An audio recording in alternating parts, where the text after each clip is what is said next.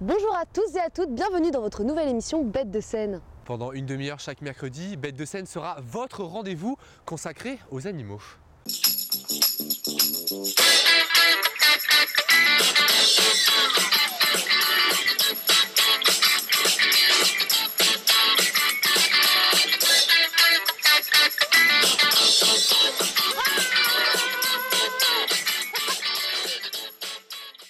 L'animal est le meilleur ami de l'homme, mais ne peut-il pas être aussi son meilleur médecin? Au fil des âges, les animaux ont de plus en plus été utilisés pour soigner. Des dauphins aux serpents en passant par les chats et les lapins. Mais c'est aux chevaux que vous êtes intéressé Clément, en compagnie d'Edouard Mathieu. Le jour se lève sur le centre équestre de Vincennes. Un centre pas comme les autres dans lequel on ne pratique pas seulement l'équitation. L'équithérapie, l'art de soigner par la médiation du cheval, y est aussi dispensé. Nicolas Aymon est psychologue mais aussi équithérapeute. Il nous explique les bases de son métier. L'enseignement fondamental qu'on utilise en équithérapie, c'est l'art que les chevaux peuvent avoir pour décrypter, analyser et réagir aussi au langage infraverbal, au langage corporel. Nicolas, équithérapeute mais aussi professeur puisqu'il forme des stagiaires comme Sophia. Le sujet de sa première leçon, savoir si un cheval est apte à être utilisé en équithérapie. On choisit les chevaux en fonction des patients parce que les projets de prise en charge ont des objectifs particuliers qui dépendent des besoins de chaque personne. On va bien entendu s'intéresser déjà aux questions de gabarit. Avec des enfants, on va plutôt travailler avec des poneys, avec des adultes, on va plutôt travailler avec des chevaux. Alors ensuite, il y a évidemment les questions de tempérament, de comportement des chevaux, de caractère. Certains patients ont besoin, notamment en début de prise en charge, d'être rassurés, donc on va plutôt prendre des chevaux ou des poneys très calmes. Et au contraire, on a aussi des patients qui ont besoin d'avoir des chevaux plus dynamiques, qui ont du répondant. Moi, je travaille beaucoup les chevaux sur la notion d'espace, c'est-à-dire en fonction de notre positionnement dans l'espace, que le cheval répond par son propre positionnement. Le comportement du cheval face à l'individu est fondamental afin d'éviter tout accident. C'est vraiment la clé de sauvegarde dans l'équithérapie. Il ne faut pas qu'un cheval puisse vous marcher dessus, marcher sur un passif. Je suis psychologue de formation. Donc voilà, c'est pour rajouter une autre alternative à mes prises en charge. Le premier cours de Sophia est déjà terminé. Allez, on va à la maison. Partie pratique de sa formation oblige, la future équithérapeute va maintenant assister à une séance de Nicolas auprès d'une jeune patiente, Anna. On va vite chercher une jolie colle. Anna, âgée de 14 ans, est handicapée mentale et elle est impatiente de commencer sa séance.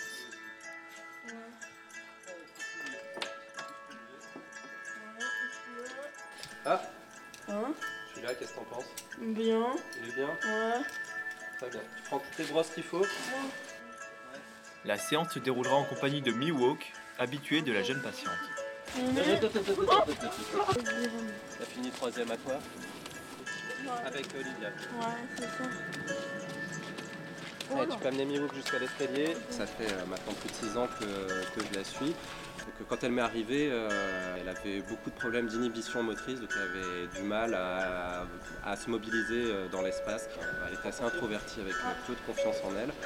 Alors le cheval a été une très très bonne médiation pour elle. C'est quelque chose qui la soutient beaucoup, qui l'aide à maintenir son attention, qui l'aide à faire des progrès, à faire des efforts aussi. Tout simplement, elle a envie d'être avec le cheval et parce que tout ce qu'on lui propose, c'est très pertinent pour elle.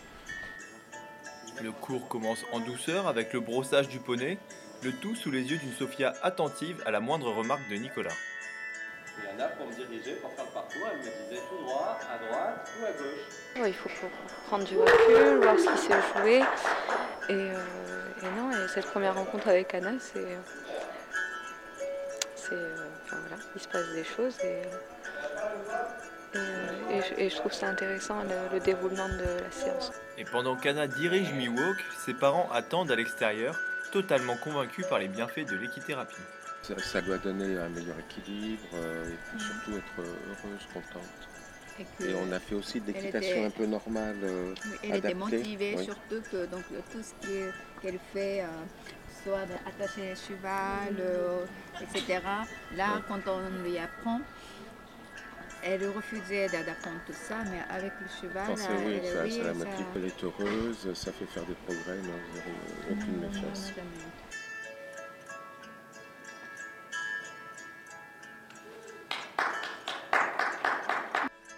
Au bout d'une heure, la séance se termine dans la bonne humeur. Il est temps pour Anna, Nicolas, Sophia et Miwok de rentrer au box. Ils se retrouveront dans une semaine. 207 000, c'est le nombre d'aveugles ou de malvoyants profonds en France. Pourtant, ils ne sont qu'1% à bénéficier de chiens guides d'aveugles pour les aider au quotidien. Mais justement, comment sont formés ces chiens? Louis Tapia et Florent Dussidour sont allés le découvrir. Elle, c'est Hippie. Comme chaque jeudi, elle a rendez-vous avec Sandrine pour un cours un peu particulier. Au menu du jour, les transports à Paris dans un but bien précis, devenir chien d'aveugle. C'est la personne non-voyante qui analyse son carrefour et qui sait à quel moment traverser en sécurité. D'accord. Voilà. Lui, le chien doit s'arrêter. Quoi qu'il arrive, il doit s'arrêter à bord du trottoir. On va apprendre au chien que quand il entend clic, il a une friandise. Et ça permet de lui apprendre des actions très très précises qui iraient plus vite pour sa compréhension que de dire oui, c'est bien. Oui, c'est bien la machine.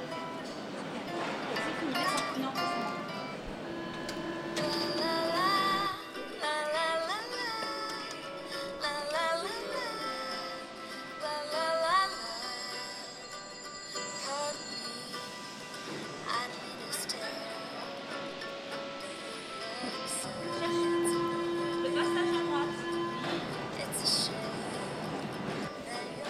Mais l'éducation d'un chien guide, c'est également l'éducation d'un chien comme les autres.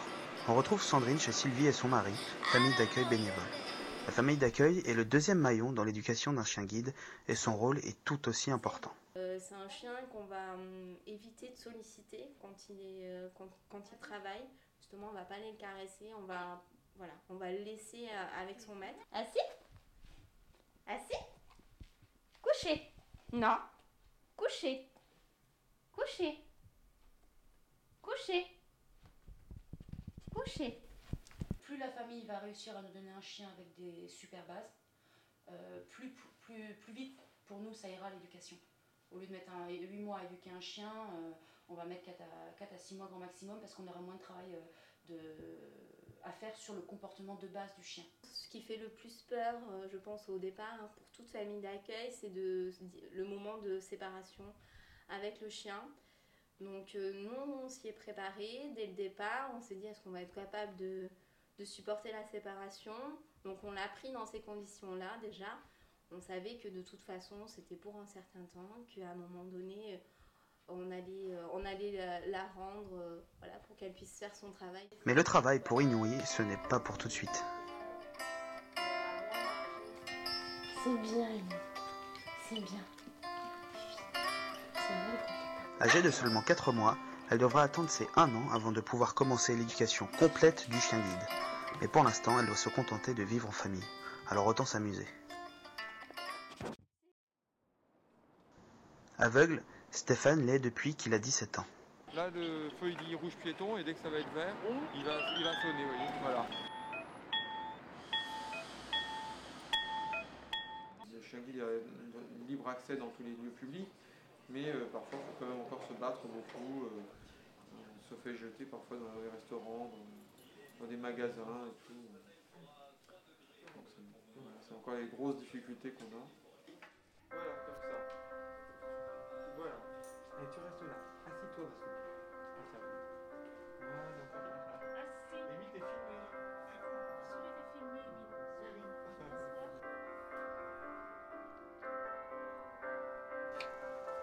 Heureusement pour Stéphane, il peut compter sur Olivia, sa compagne depuis 3 ans.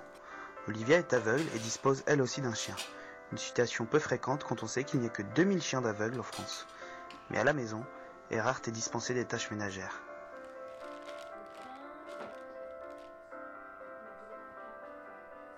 Notre handicap passe un peu, on est un peu transparent parce qu'on se débrouille bien, surtout avec le chien. Je vois dans la rue, les gens font même pas attention qu'on ne voit pas, quoi. Ils se débrouillent tellement bien, le chien se faufile et tout. Une sorte de coup de foudre en fait. Ah ouais, de toute façon, avant tout, il faut que ce soit un coup de foudre avec le chien. Tu te rappelles pas? Quand on s'était rencontrés, donc c'était dans une association de non-voyants, lors d'un repas, mon chien avait commencé à faire du charme à Olivia. Mon chien, quelque part, c'est comme si on donnait le bras à un copain. Si le chien est le meilleur ami de l'homme, Quels seraient les mots pour définir la relation entre un aveugle et son chien ?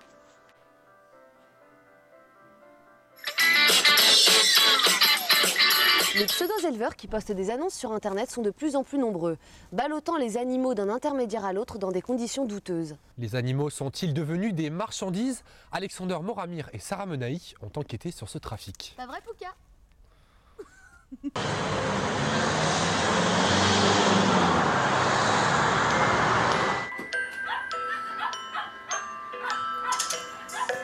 Le trafic de reptiles en France a augmenté de 250% entre 2004 et 2012. Il s'agit du 3e plus gros trafic illégal mondial, derrière le trafic de drogue et le trafic d'armes. Nous avons rencontré Stéphane, herpétologue, passionné des reptiles, connaissant bien ce trafic. Là, je vais conditionner juste pour moi. Le rayon reptile n'est pas présent vraiment.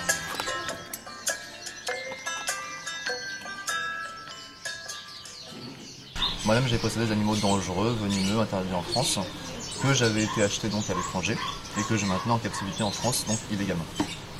C'était quoi? Des vipères, principalement. Uniquement des vipères. Pour maintenir un serpent venimeux en captivité, c'est soumis à autorisation, donc c'est faisable, mais sous certaines conditions. Il faut donc avoir des structures appropriées et il y a différentes démarches administratives à faire pour obtenir cette autorisation. Des particuliers qui ramènent eux-mêmes leurs tortures ramenées comme souvenir du Maroc ou du Maghreb de manière générale, c'est très fréquent. Après, du trafic en bande organisée, il y en a très peu. Il y en a sur certaines espèces très rares, très protégées. Non, ça va aller. J'avais peur que ce soit plus large à ce niveau-là, vous voyez, au niveau de la base. Et là, vous avez 13 watts, il y a 2 watts de plus, donc un éclairage un peu plus puissant. Ah non, c'est pas dérangeant, ne t'inquiète pas. Vous aurez éventuellement plus d'éclairage justement, mais pas moins. Éclairer 8 à 9 heures par jour pour ce qui est de la durée. 8 à 9 heures. Ouais. Si vous éclairez plus, vous allez avoir des algues. Si vous éclairez moins, vous allez également avoir des algues. Ce ne sera pas les mêmes espèces, mais vous aurez également des algues. La vente, théoriquement, ne peut pas être interdite. Le refus de vente est normalement interdit, sauf pour justement les animaux. Quand on considère que l'animal ne va pas être maintenu dans de bonnes conditions, on peut s'autoriser un refus de vente et à ce moment-là, indiquer à la personne qu'elle n'aura pas les compétences ou le matériel et les structures adaptées pour maintenir cet animal en captivité. Si un trafic d'animaux exotiques entre la France et l'étranger s'opère, il existe au sein même de nos frontières un autre trafic, sur Internet cette fois. Bonjour, bienvenue. Entrez. Présentation, hein. Kiki Kaline. Dis bonjour. Ouais. Kenzo, qui prend le bac à Sophie et Reda pensaient bien faire en confiant leurs animaux à Fred Larieux. Sophie, infirmière en mi-temps thérapeutique, ne pouvait plus s'occuper d'elle, de son divorce, de ses 3 enfants et de ses animaux. Elle les confie à contre-cœur et les retrouve sur Internet quelques jours plus tard, mis en vente. J'ai toujours eu des animaux. J'ai été jusqu'à avoir... j'avais 7 chats. Encore? Parce qu'elle, elle est très joueuse. Donc elle joue avec les chats. Et avec le chien. Une grosse réduction de mes capacités physiques. Je peux plus travailler comme je pouvais. Hein. J'ai un handicap qui est venu à moins 80%. Pour moi, c'est... Voilà, je peux m'en occuper. Voilà, un sentiment de pouvoir encore faire quelque chose. De ne plus servir, en fait. Voilà, c'est ça. Moi, c'est ça qui m'a tilté. Couple tortue d'eau. Voilà. Fredo, avec son numéro. Donc j'ai tilté tout de suite. Il fonctionne comme ça. Il récupère les dons et il les revend. Moi, quand j'ai vu, je me suis culpabilisée énormément. Il fait beaucoup de bobards. Tu vois, c'est le mec complètement mytho. Il m'avait dit, j'ai un pavillon, j'ai un jardin avec un bassin où j'avais des poissons. Je vais refaire le bassin. Tu étais dehors, hein, dans un bassin qui avait servi à faire du ciment. Donc il y a dans de l'eau cimentée.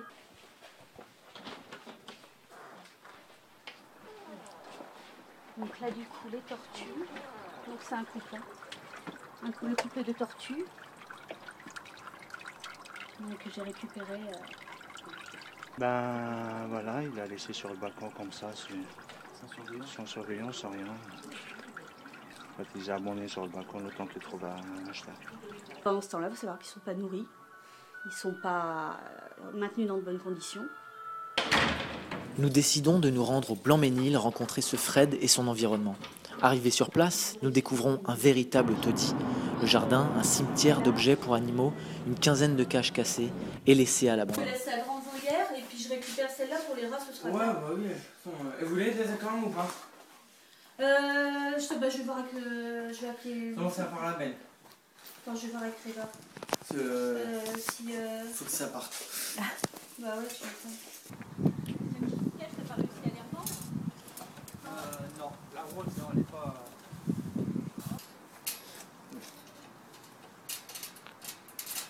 Le bac, je sais pas s'il y avait le bac en dessous, non.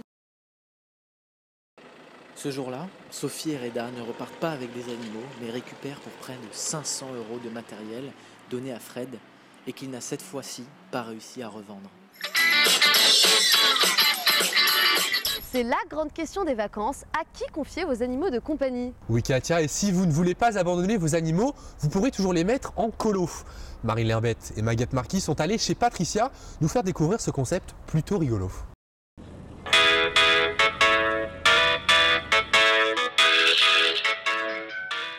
À 70 km de Paris, au cœur de la Normandie, se cache une colonie pas comme les autres, la colo des animaux. Aline s'occupe des pensionnaires depuis bientôt 10 ans. Couche, non. Voilà. Sa passion pour les animaux date de l'enfance. Le jour de mes 12 ans, ma maman elle m'a demandé qu'est-ce que je voulais pour mon anniversaire. Et je lui ai dit que je voulais travailler avec les animaux. Donc on a cherché, mais comme j'étais jeune, il n'y a personne qui voulait de moi, sauf Madame Mandé, qui a bien voulu me prendre de bénévolement pour que je puisse m'occuper des animaux et vivre ma passion. Je pense que le fait d'aimer les animaux, c'est peut-être parce qu'ils nous rendent l'amour qu'on leur donne. Et puis c'est aussi, c'est une passion d'aimer, on peut faire plein de choses avec un chien.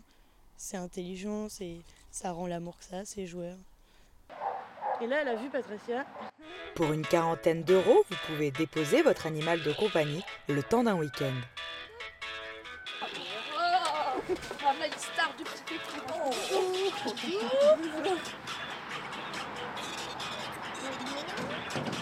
vous laisse la bête. Tu ne sautes pas sur les journalistes. À la colo des animaux, on découvre une véritable basse-cour. Au fil du temps, la famille s'est agrandie. Entre les canards, les poules et les dindons, aujourd'hui, elle compte une cinquantaine de têtes plumées.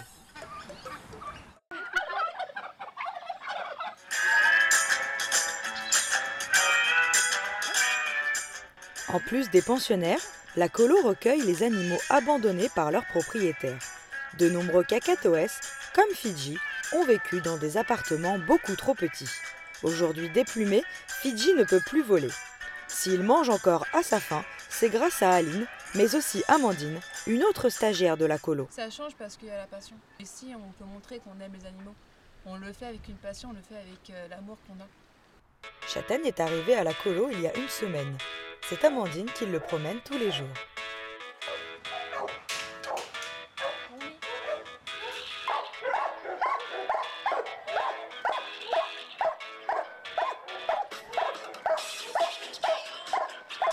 Même les journalistes sont conquis par l'ambiance chaleureuse de cette pension peu ordinaire.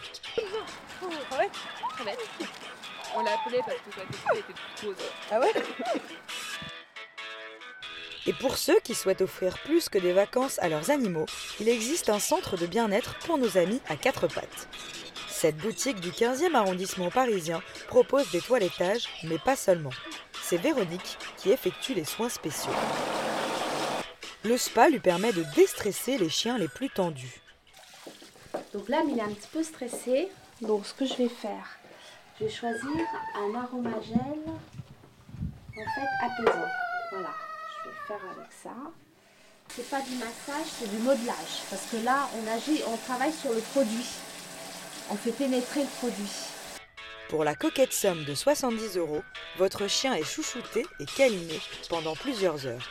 Réflexologie, aromathérapie ou encore thalassothérapie, ces soins très recherchés pour les personnes stressées conviennent aussi à nos amis les bêtes.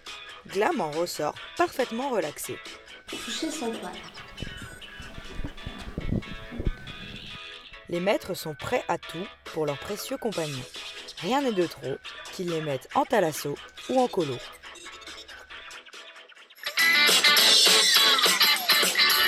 Alors que les sites de rencontres pour célibataires se multiplient, les animaux ne sont pas en reste. Focus sur une rencontre entre Shiba, avec vous Katia et Camille Balland. Bonjour, bienvenue, entre. Margot, comportementaliste, partage sa vie avec ses 2 compagnons à 4 pattes. J'ai 2 Shiba Inu, donc Akiko, qui est là, une femelle, et Kuma, qui est un mâle noir et feu. C'est un chien qui est assez indépendant, donc faut pas se formaliser si on ne voit pas pendant toute une après-midi, s'il n'est pas collé à nos jambes constamment. Et puis l'autre particularité un peu déroutante et pas très marrante, c'est un chien qu'on ne peut pas trop lâcher parce que c'est réputé pour ne jamais revenir et tout ça. Et voilà, donc de fil en aiguille, j'ai rencontré une fille qui habite à 2 stations de chez moi, qui a aussi un Shiba. Et puis on les a sortis en fait ensemble puisqu'on s'est beaucoup vu qu'elle était vraiment très proche. Et puis à force c'est devenu une amie. Et donc on a créé un groupe en fait sur Facebook pour que ce soit plus facile pour organiser des rencontres à la base entre nous. Donc on était 3-4. C'est lors d'un séjour au Japon que Margot concrétise son choix sur la race des Shiba Inu. Passionnée du comportement canin, elle souhaite relever le défi face à leur caractère, décrit par les Japonais comme un quart chien, un quart chat, un quart singe et un quart humain. Mais elle n'est visiblement pas la seule puisqu'aujourd'hui, le groupe Rencontre de nos Inuits recense plus de 500 membres. Donc j'ai créé avec Marion Rencontre de nos Inuits, qui est donc un groupe destiné à tous ceux qui ont des Inuits. C'est devenu un peu un groupe où les gens se posent des questions, par exemple, sur... elle demande bonjour, est-ce qu'il y aurait quelqu'un aujourd'hui pour se promener avec moi sur Paris à Vincennes cet après-midi? Il se trouve que nous on y sera. Chaque dimanche, Kuma et Akiko sont donc parés pour retrouver leurs semblables. Il y a David aussi qui doit venir.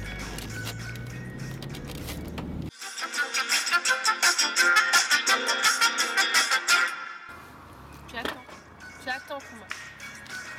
Stop, tu attends. Arrivés au parc floral de Vincennes, les 2 Shiba Inu frétillent d'impatience. Pour Margot aussi, cette promenade est synonyme de plaisir, puisqu'elle y retrouve d'autres propriétaires, dont certains sont devenus ses amis.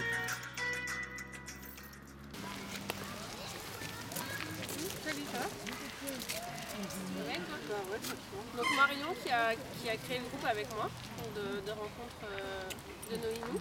C'est particulier parce qu'en fait on crée un lien entre nous en fait, parce qu'on est tous un peu gaga de nos chiens et quand on parle de ça à nos amis qui n'ont pas de chien, je pense qu'ils ne comprennent pas forcément cette façon qu'on a d'être avec eux et ça fait du bien et puis finalement on crée des liens qu'on ne connaît pas forcément et on rencontre des gens moi c'est comme ça que j'ai rencontré Margot. Au final on part en vacances ensemble avec nos 4 Shiba, on fait des trucs de fou ensemble et en fait on parle plus forcément du Shiba mais en fait on a créé un super lien grâce au Shiba. Ces balades hebdomadaires sont en soi ouvertes à tous les chiens, mais plus particulièrement aux chiens japonais Inu. Cette catégorie regroupe plusieurs races primitives comme les Shiba, les Akita ou encore les Shikoku. Le rassemblement de ces propriétaires permet de recréer une meute. Les chiens s'entendent relativement bien, mais la socialisation n'est pas toujours simple. En tant que race primitive, les Inuits ont tendance à exercer leur domination, et ce surtout à l'égard de leurs congénères du même sexe. Malgré les discordes, l'accouplement de 2 Shiba du groupe a donné naissance à Goma, 3 mois, qui s'impose déjà comme la mascotte.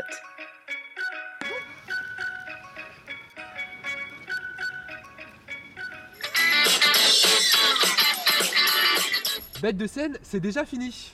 Merci d'avoir suivi cette émission. Rendez-vous la semaine prochaine pour plus d'infos sur vos animaux. Ouf ouf. Oh non, Clément, on avait dit non.